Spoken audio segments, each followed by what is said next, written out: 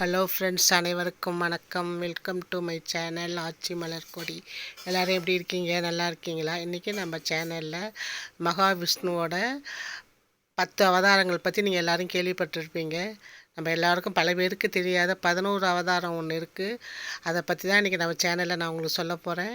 நிச்சயம் உங்களுக்கு ரொம்பவும் பயனுள்ளதாக இருக்கும்.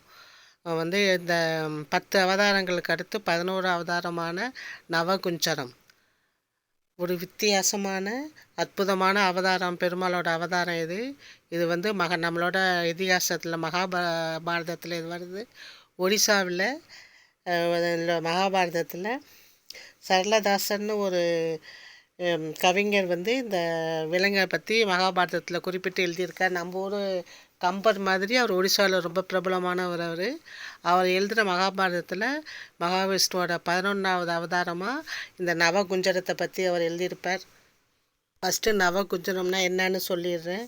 இது 9 விதமான விலங்குகளோட சேர்ந்த ஒரு உருவம். அது அது உருவத்தோட அமைப்பை சொல்கிறேன். சேவலின் தலை, மயில் கழுத்து, எருதின் திமில், சிங்கத்தின் இடை, பாம்பின் வால், யானை, புலி, மானின் கால்கள், மனிதனுடைய கை ஆகியவை இணைந்த அந்த உயிரினமே நவகுஞ்சரம்னு சொல்கிறாங்க.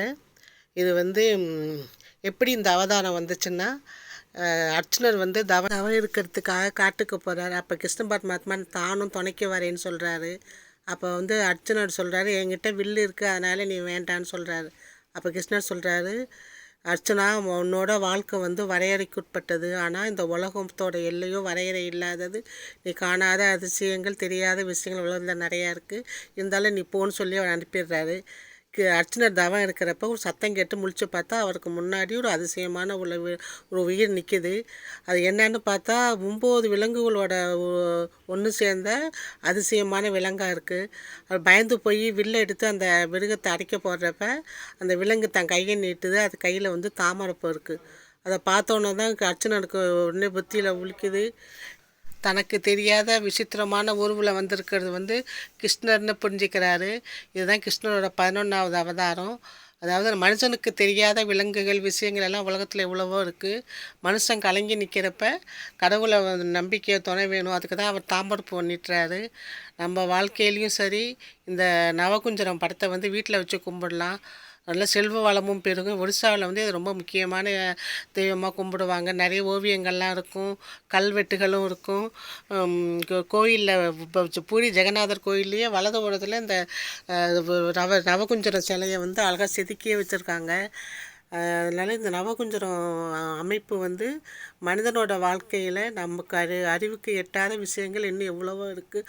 அதனால் அகம்பாவம் இல்லாமல் இருக்கணும்னு உணர்த்துறது தான் கிருஷ்ண பரமாத்மா அர்ஜுனனுக்கு உபதேசித்த 11வது அவதாரம் இந்த நவகுஞ்சரம்.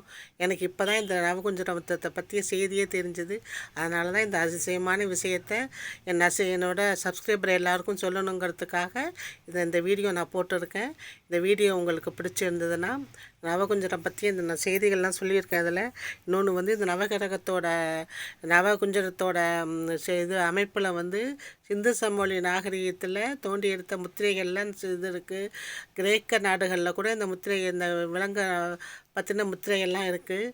அதனால் இது நம்ம கற்பனைக்கு எட்டாத விஷயமாக எனக்கு தோணலை. எனக்கு இது இருந்தாலும் இதை அற்புதமான இந்த நவகுஞ்சரம் பற்றிய இந்த செய்தியை நான் உங்கள் எல்லாருக்கும் பகிர்ந்திருக்கேன். இந்த வீடியோ உங்களுக்கு ரொம்பவும் மிகவும் பயனுள்ளதாக இருக்கும். இந்த வீடியோ உங்களுக்கு பிடிச்சிருந்ததுன்னா என் சேனலை சப்ஸ்கிரைப் பண்ணி, லைக் பண்ணி, ஷேர் பண்ணுங்கள். தேங்க்ஸ் ஃபார் வாட்சிங்.